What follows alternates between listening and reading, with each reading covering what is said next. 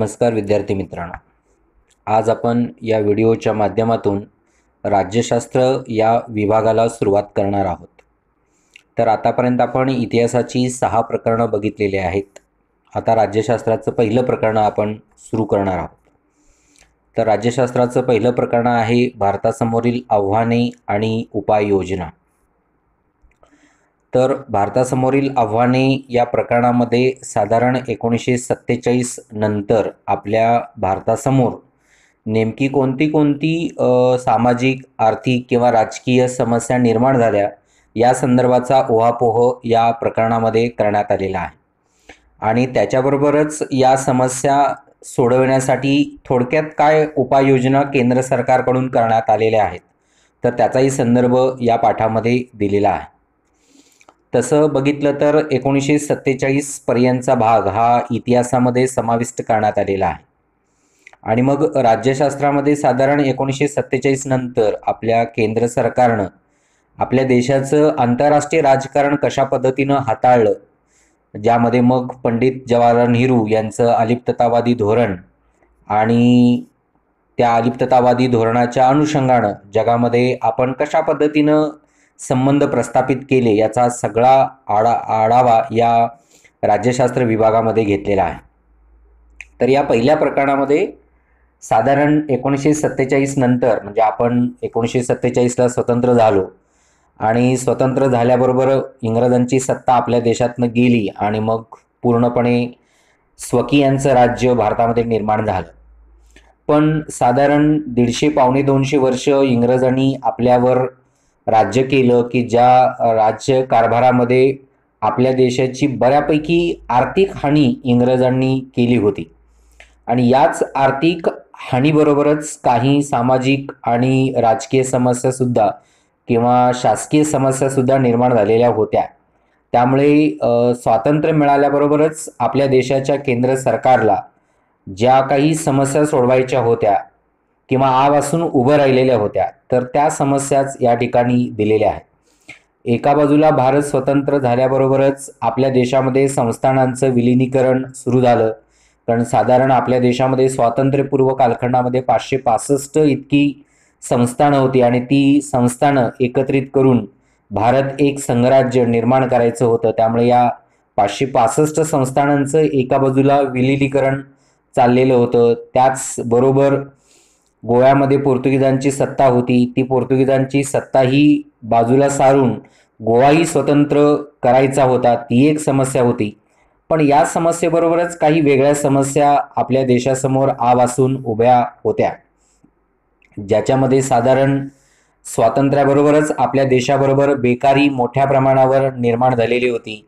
त्यानंतर पूर्वापार म्हणजे प्राचीन कालखंडापासून चालत आलेली सामाजिक असमानता किंवा भेदभाव, ज्याच्यामध्ये मग वर्णभेद असेल, लिंगभेद असेल किंवा जातीय भेद असेल आणि मग स्वातंत्र्याबरोबर निर्माण झालेला प्रांतीय भेद असेल, तर या काही भेदाभेदाच्या गोष्टी निर्माण झालेल्या होत्या। त्याबरोबरच भ्रष्टाचार वाढलेला होता, दहशतवादाची समस्या आवासून उभा राहिलेली होती। त्यानंतर सध्या 1990 सालानंतर आपल्या देशामध्ये असलेलं कॉर्पोरेट धोरण, याही गोष्टीचा संदर्भ या पाठामध्ये इथे दिलेला आहे। तर स्वातंत्र्यानंतर अशा अनेक समस्या आहेत, म्हणजे ज्यामध्ये बेकारी असेल किंवा लिंग आणि जातीय भेद असेल, भ्रष्टाचार असेल किंवा दहशतवाद असेल, तर यासारख्या ज्या समस्या होत्या या समस्या सोडवण्यासाठी केंद्र सरकारनं काही उपाययोजना किंवा त्या समस्या जाणून घेण्याचाही प्रयत्न या ठिकाणी केलेला आहे, ज्यामध्ये केंद्र आणि स्थानिक पातळीवर अनेक समस्या निर्माण झालेल्याच होत्या। आणि या समस्या बरोबरच आपल्या देशामध्ये योग्य शासकीय सुधारणा करणं गरजेचं होतं, भारतामध्ये सक्षम राज्यकारभार निर्माण करणंही आवश्यक होतं। त्यानंतर आपल्या देशामध्ये इंग्रजांसारखी न्यायव्यवस्था न चालवता, कारण इंग्रजांची न्यायव्यवस्था ही पक्षपाती होती, इंग्रजांच्या बाजूनं किंवा इंग्रज धार्जिना न्याय त्या ठिकाणी दिला जात होता, तर असं न होता निपक्ष न्यायव्यवस्था आपल्या देशामध्ये राबविणं गरज होतं। आणि हे सगळं करण्यासाठी जनतेचं सहकार्य महत्त्वाचं होतं।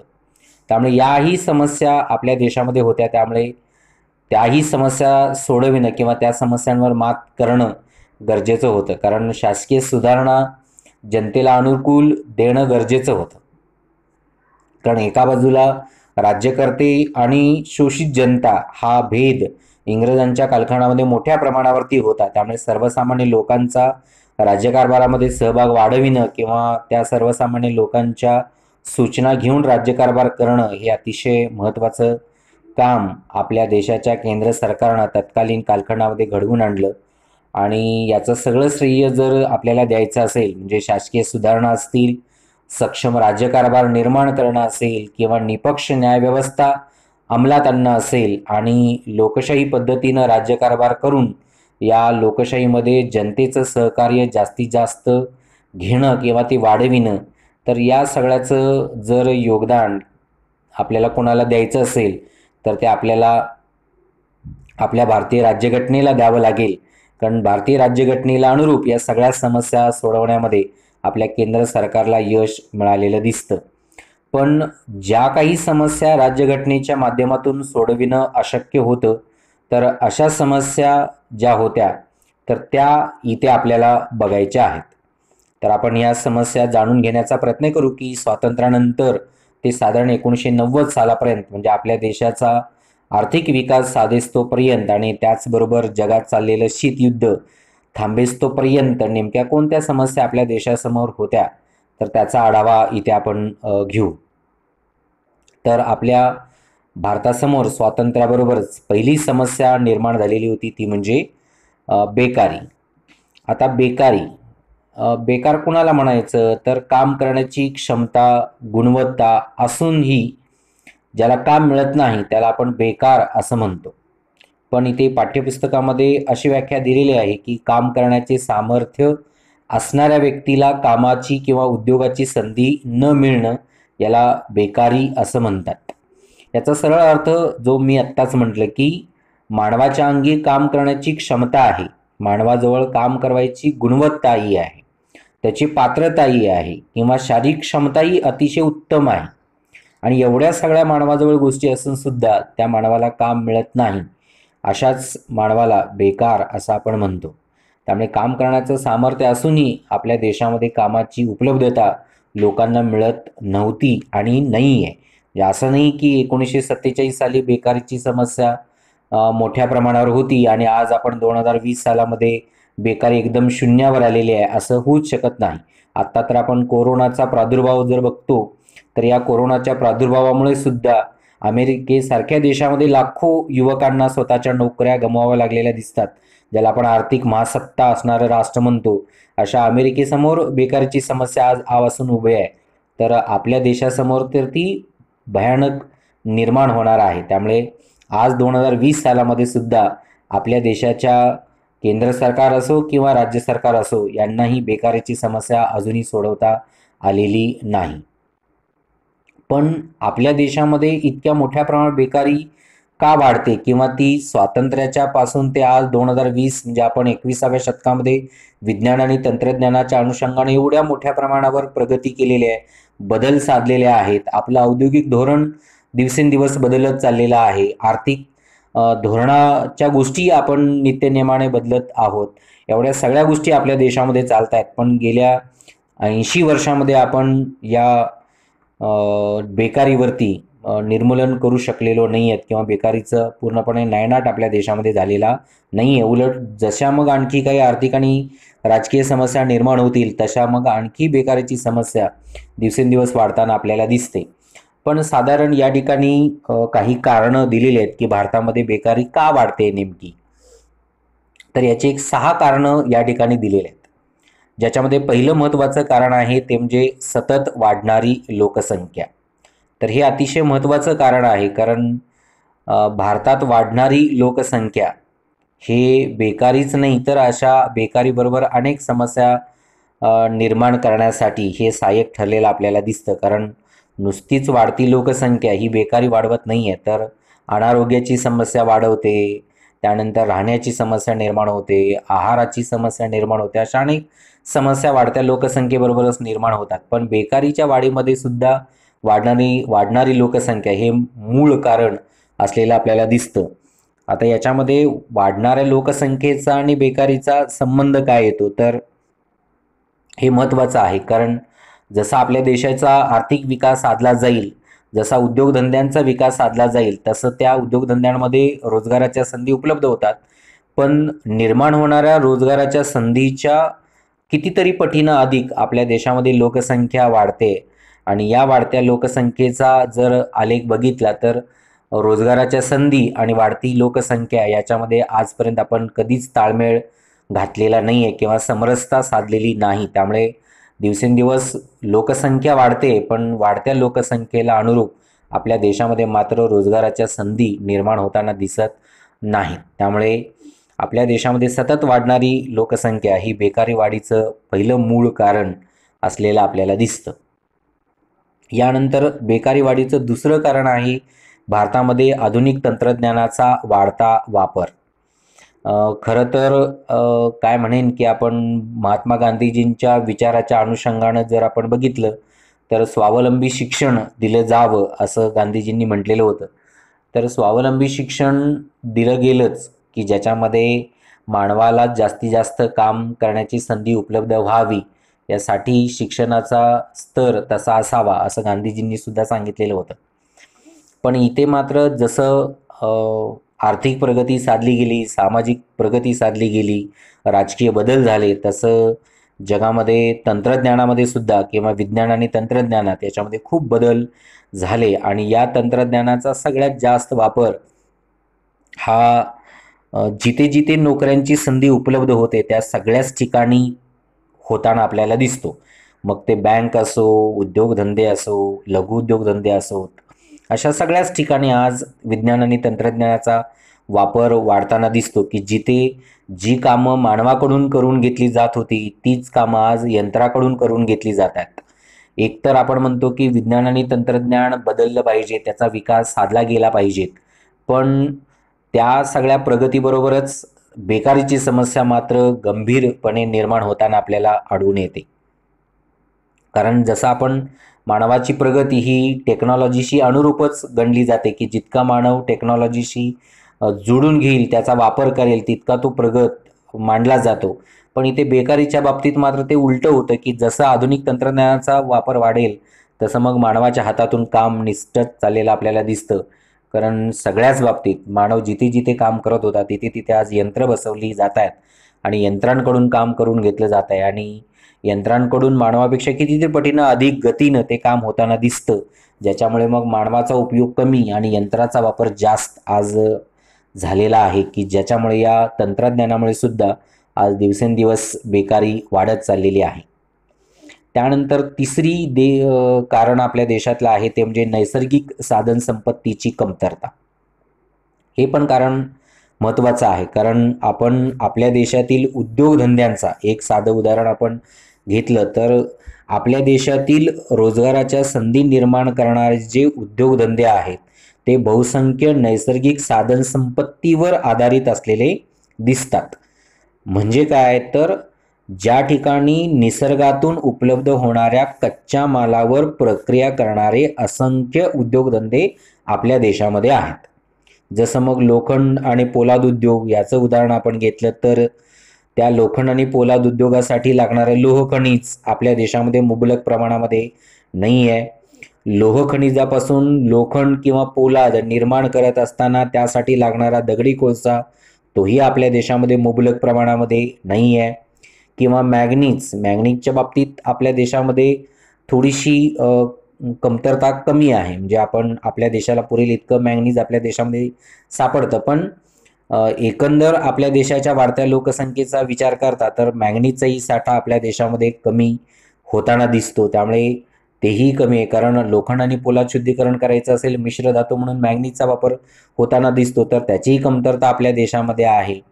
त्यानंतर इतरही असे अनेक नैसर्गिक साधनं आपण जर बघितली जी उद्योगधंद्यांच्या विकासासाठी अनुरूप आहेत. जसं मग अणुऊर्जा प्रकल्पाचा जर आपण संदर्भ घेतला तर अणुऊर्जा उत्पादन करण्यासाठी लागणारी जी कच्ची मूलद्रव्ये आहेत तीही आपल्या देशामध्ये मुबलक प्रमाणामध्ये नाही आहेत.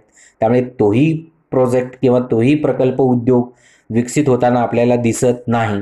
त्यामुळे या ठिकाणी नैसर्गिक साधन संपत्ती आपल्या देशामध्ये मुबलक प्रमाणामध्ये नाही की ज्यामुळे बेकारीची समस्या वाढताना आपल्याला आढळून येते.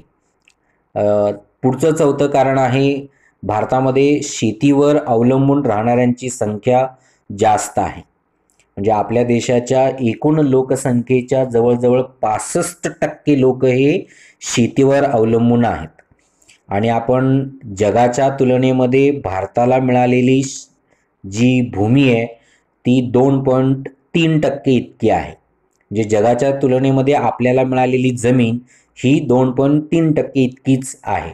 आणि या 2.3% जमिनीमध्ये मग आपण सगळे प्रकार जर बघितले, म्हणजे राहण्यासाठी जागा असेल, रस्ते निर्माण करणं असेल, धरणं असेल, उद्योगधंद्यांसाठी असेल, शेती असेल, पठार असतील, पर्वत असेल, या सगळ्यांमध्ये ही 2.3% जमीन विभागलेली आहे. त्यामुळे शेतीच्या वाट्याला यातली किती टक्के जमीन येऊ शकते याचा अंदाज आपण बांधू शकतो. आणि इतक्या कमी प्रमाणामध्ये असलेल्या जमिनीवरती अवलंबून राहणाऱ्यांची संख्या मात्र भरमसाठ असलेले आपल्याला आढळून येते.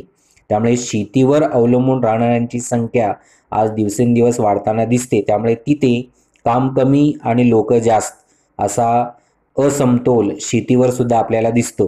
त्यामुळे भारताच्या एकूण लोकसंख्येच्या 65% इतकी लोक शेतीवर अवलंबून आहेत. त्यामुळे तिथेच खरं तर मोठ्या प्रमाणावर बेकारी आपल्याला दिसते. त्यानंतर 5वं कारण आहे लघुउद्योगांची कमतरता. आपल्या देशामध्ये लघुउद्योग खूप कमी प्रमाणामध्ये आहेत आणि याचं कारणही तसं आहे की लघुउद्योगाला अनुरूप मदत करायला संस्था नाही आहेत किंवा त्याच्या प्रशिक्षण देणाऱ्या संस्थाही नाही आहेत. त्यामुळे लघुउद्योगधंदे जर निर्माण करायचे असेल तर शेतीवर आधारित असलेल्या लोकांना आपल्याला लघुउद्योगांचं प्रशिक्षण द्यावं लागेल की जेणेकरून ती लोक या लघुउद्योगांमध्ये गुंतील. पण लघुउद्योगांसाठी अनुदान देण्याची क्षमता आपल्या देशामध्ये नाही आहे, त्याची तंत्रज्ञान मोठ्या प्रमाणावर विकसित नाही आहे आणि त्याबरोबरच प्रशिक्षणही नाही आहे. त्यामुळे अशा अनेक गोष्टी आहेत की ज्याच्यामुळे लघुउद्योग आपल्या देशामध्ये मोठ्या प्रमाणावर नाहीत. आणि एक त्याच्यातला आणखी गुण किंवा तत्व आपल्याला दिसतं की लघुउद्योगधंद्यांमध्ये जाणाऱ्यांची संख्याही कमी आहे. आणि एक सगळ्यात मोठा दोष जर आपल्याला लघुउद्योगधंद्यांच्या बाबतीत जर बघायचा असेल तर लघुउद्योगधंद्यांमध्ये ज्या वस्तूंचं उत्पादन केलं जातं तर त्याच वस्तू मोठ्या उद्योगधंद्यांमधूनही उत्पादन केल्या जातात. त्यामुळे या लघुउद्योगधंद्यांना मोठ्या उद्योगधंद्यांशी स्पर्धा करावी लागते. मग ते वस्तूच्या दर्जाबाबतीत असो किंवा प्रोडक्शनच्या क्वांटिटीच्या बाबतीतली असो, तर त्या स्पर्धेत लघुउद्योगधंदे टिकत नाहीत. त्यामुळे लघुउद्योगधंदे मोडकळीला येतात की ज्याच्यामुळे मग जे लघुउद्योगधंदे निर्माण करून स्वतःचा रोजगार निर्माण करण्याचा प्रयत्न करतात अशा लोकांना परत बेकारीला सामोरं जावं लागतं. त्यामुळे हे 5वं कारण त्याच्यामध्ये महत्त्वाचं आहे. आणि बेकारी वाढीचं 6वं कारण जे आहे त्याला आपण कौशल्यपूर्ण शिक्षणाचा अभाव असं म्हणतो. तर भारतामध्ये साधारण शिक्षणाची पद्धत जी आहे ज्यामध्ये आपण 10+2+3 असं म्हणतो, ज्यामध्ये 1ली ते 10वीपर्यंतचं शिक्षण हे कंपल्सरी घेतलंच पाहिजेत. त्यानंतरचं 2 वर्षाचं शिक्षण हे पदवीपूर्व शिक्षण आपण म्हणतो आणि त्यानंतरचं 3 वर्षाचं शिक्षण हे पदवीचं शिक्षण. असा साधारण आपल्या देशातला शिक्षणाचा स्तर आहे. आणि या शिक्षणामध्ये बऱ्यापैकी सगळं पुस्तकी ज्ञानावर आधारित शिक्षण दिलं जातं. प्रॅक्टिकल नॉलेज या ठिकाणी दिलं जात नाही. आणि जिथे मग प्रॅक्टिकल नॉलेज दिलं जात नाही तिथे या पुस्तकी ज्ञानाचा मानवाला काहीच उपयोग होत नाही. जे आपण एकंदर बघितलं तर साधारण वयाच्या 21व्या वर्षापर्यंत आपण या पुस्तकी ज्ञानाचा अभ्यास घेतो किंवा शिक्षण घेतो आणि हे पुस्तकी ज्ञान आपल्याला नोकरी मिळवून देण्यासाठी आजच्या घडीला तर अजिबात उपयोगाचं ठरत नाही. की ज्याच्यामुळे भारतामध्ये कौशल्यपूर्ण शिक्षणाचा असलेला अभाव याचमुळे बेकारीची समस्या दिवसेंदिवस वाढतच असलेले आपल्याला दिसते. त्यामुळे अशी ही 6 मुख्य कारणं आहेत की ज्या 6 मुख्य कारणांच्यामुळे आपल्या देशामध्ये दिवसेंदिवस बेकारी वाढत चाललेली आहे. आणि या बेकारीची दुसरी समस्या निर्माण होते ते म्हणजे गरिबीमध्ये त्याचं रूपांतर होतं. त्यामुळे जी व्यक्ती बेकार असेल ती गरीब निर्माण किंवा गरीब होतेच. त्यामुळे या ठिकाणी ते एक तत्व आहे की ज्याच्यामुळे आपल्याला म्हणजे बेकारीच्या निर्मूलनाबरोबरच गरिबीचं निर्मूलनही करावं लागतं. कारण 2011 साली जर आपल्या देशामध्ये गरिबीचा दर जर बघितला तर 21.9% इतका गरिबीचा दर होता. आणि हे प्रमाण जर बघितलं तर महाभयंकर आहे. म्हणजे जवळजवळ आपल्या देशाच्या एकूण लोकसंख्येच्या 29% आसपास सध्या आजच्या घडीला लोक गरीब आहेत. म्हणजे 29% लोक गरीब जर असतील तर ती संख्या जवळजवळ 35 कोटीच्या आसपास जाते की जी दारिद्र्य रेषेखाली येतात. त्यामुळे बेकारी नुसतीच एक समस्या निर्माण होत नाही, तर त्याच्याबरोबर गरिबीची समस्या निर्माण होते.